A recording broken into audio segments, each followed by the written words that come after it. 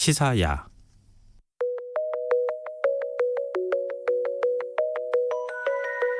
문경수의 우주로 가는 밤.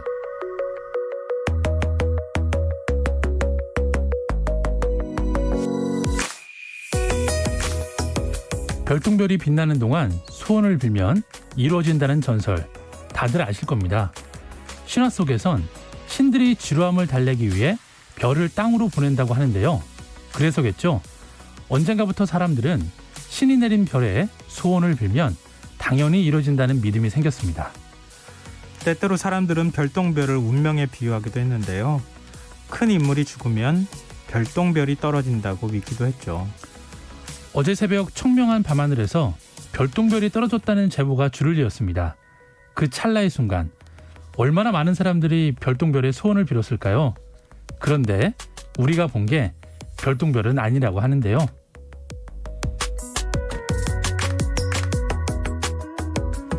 오늘 우주로 가는 밤에서는 우주에서 날아온 신기한 돌, 별똥별과 운석에 대해서 이야기 나눠보도록 하겠습니다. 오늘도 역시 문경수 과학탐험가 나와 계십니다. 안녕하세요. 네, 안녕하세요. 혹시 보셨어요? 못 봤습니다. 못 보셨어요? 너무 부럽습니다. 보신 분들. 저도 못 봤어요. 이 영상으로 뭐 이렇게 촬영하신 걸 네. 올려놓은 게 있더라고요. 네네. 그거 봤는데 진짜 아주 선명한 불빛이 이렇게 쫙 내려가고 있더라고요. 그렇죠. 저도 그 정도 수준의 그 별똥별 한번 본 적은 있는데 네. 오랜만에 보니까 되게 너무 감동적이었습니다. 저는 한 20여 년 전에 네. 그때 한창 별똥별이 많이 떨어진다고 했던 해가 있었는데 네.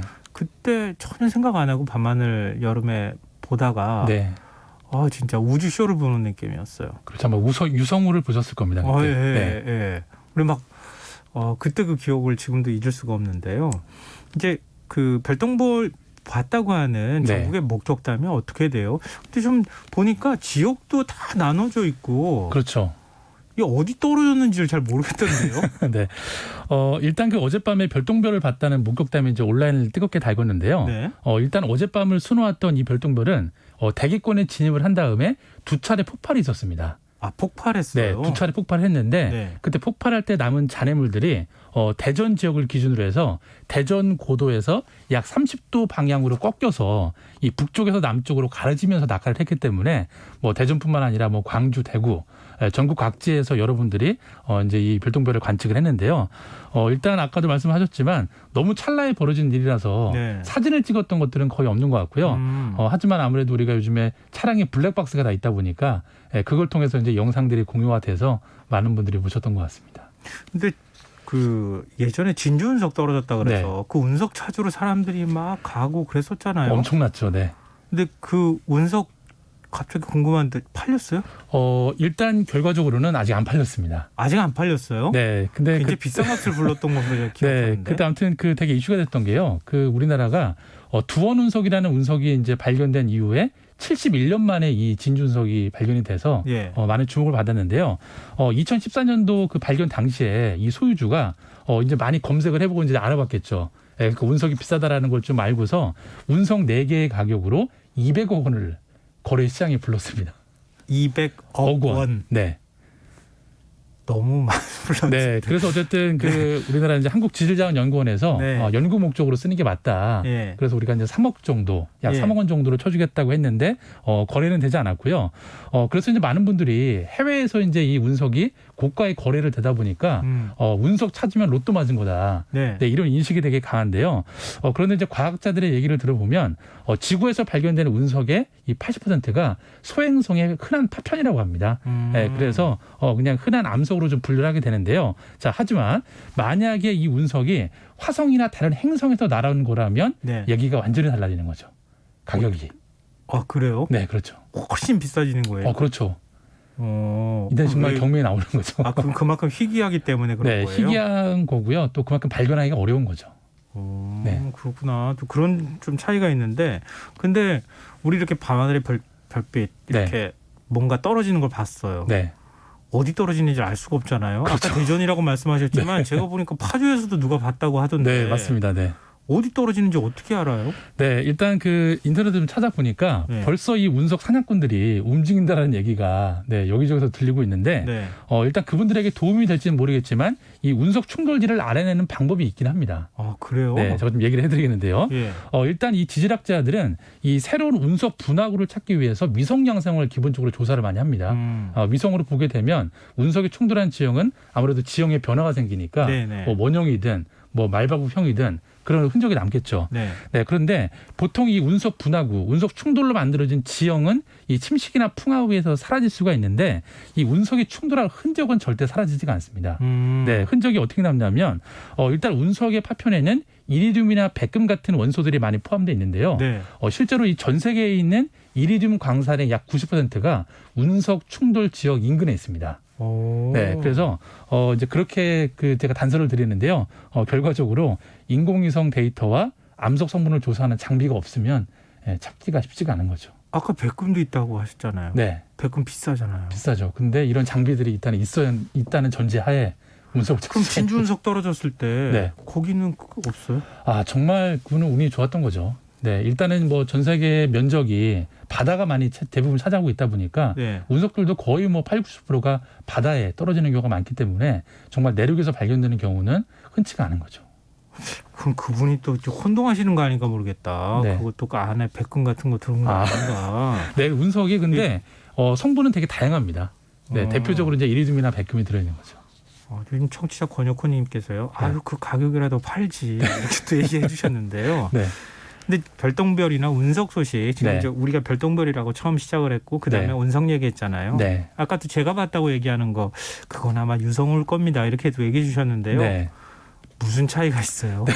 어떻게 구분하면 돼요? 네, 일단 용어가 너무 다양해서 우리가 예. 이제 흔히 별똥별이라고 많이 부르는데 일단 대부분의 운석은 소행성의 파편이라고 보시면 됩니다. 네. 자, 이 파편들이 지구 대기권 밖에 존재할 때는 운석체라고 부르고요. 그리고 그럼 일종의 돌멩이 같은 그렇죠, 거다, 돌멩이죠. 거죠? 예, 운석 돌멩이입니다. 네. 근데 이 돌멩이가 대기권 안으로 들어왔을 때 이 유성으로 분류가 되는 겁니다. 네, 그래서 일단 이 우리가 흔히 유성이라고 말하는 거는 네. 이 지구 대기권 밖에 있던 돌멩이가 지구 대기를 통과하면서 이 공기 분자랑 충돌하고 네. 또 가열하면서 생기는 빗줄기를 말하는 겁니다.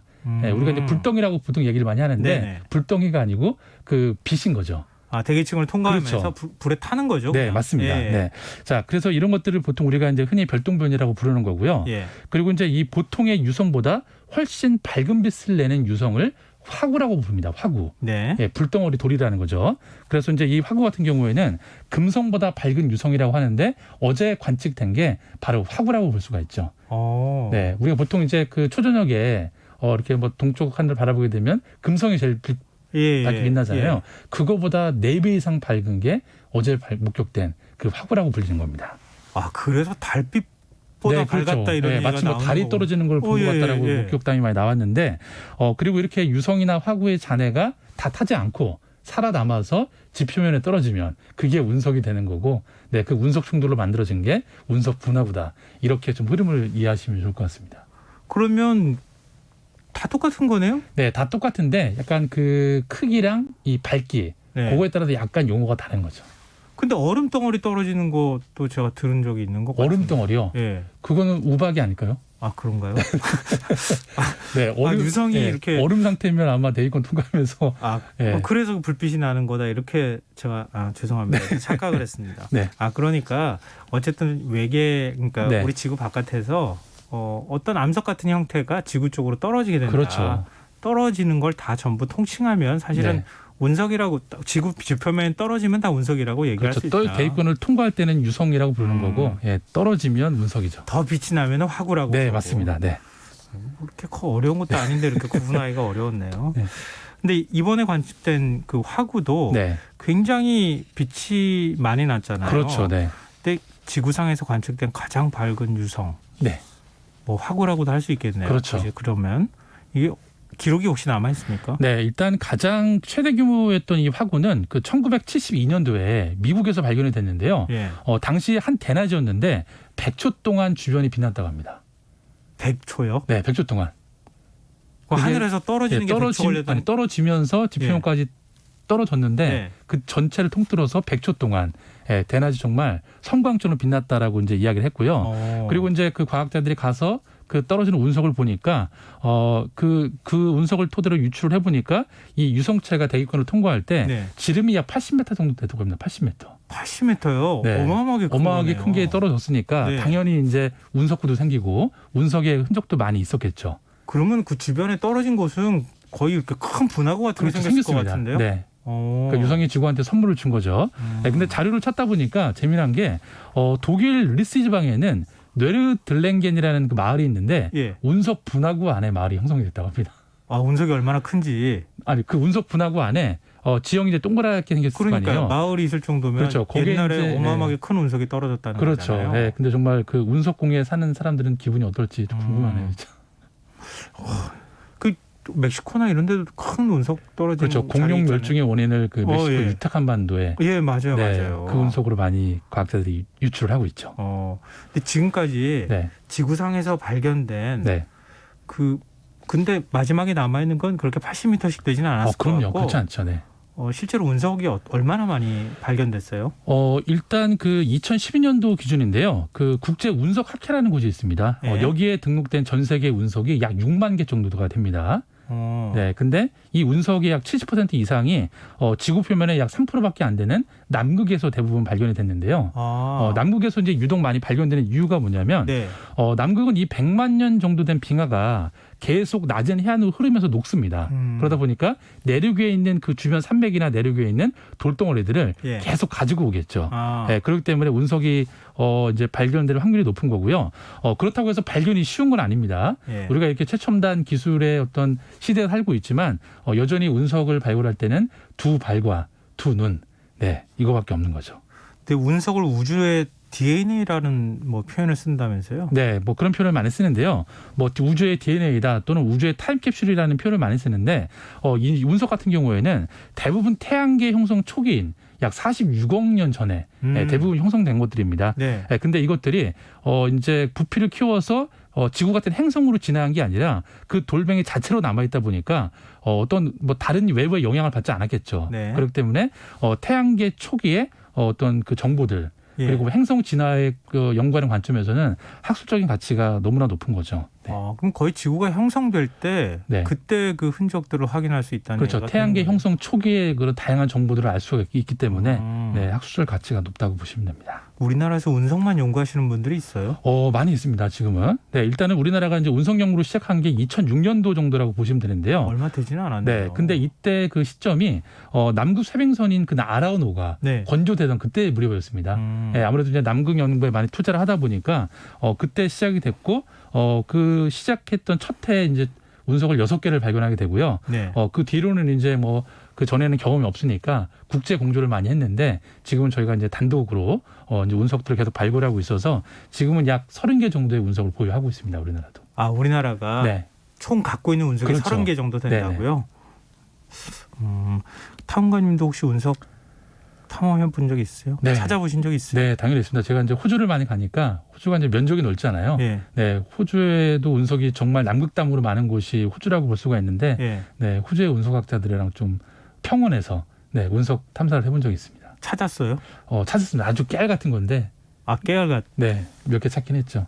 그거 갖고 왔어요? 저는 못 가져오죠. 그거 갖고 오면 안 돼요? 네, 절대 안 됩니다. 그럼 그 나라 거니까. 그렇죠. 발견이 돼도 그게 이제 국제 운석학회에 등록이 돼야만 운석으로서 가치를 인정받는 거기 때문에, 네. 근데 우리나라에서 네. 뭐 강가에 돌 줍듯이 네. 자꾸 열심히 찾다 보면 운석 찾을 수도 있는 거죠? 있습니다. 있을 거고 아마 개인이 소장하신 분들도 꽤 있을 겁니다. 네. 공개는 안 할 뿐이죠. 일반 돌하고 어떻게 구분해요? 보셨으니까 아실 거예요. 일단 그 가장 큰 특징은 뭐냐면 검은색입니다. 네, 탔으니까. 예. 그리고 이제 아무래도 그 운석의 대부분이 철질 운석이라고 그래서 철 성분을 많이 함유하고 있기 때문에 자석을 갖다 대면 붙습니다.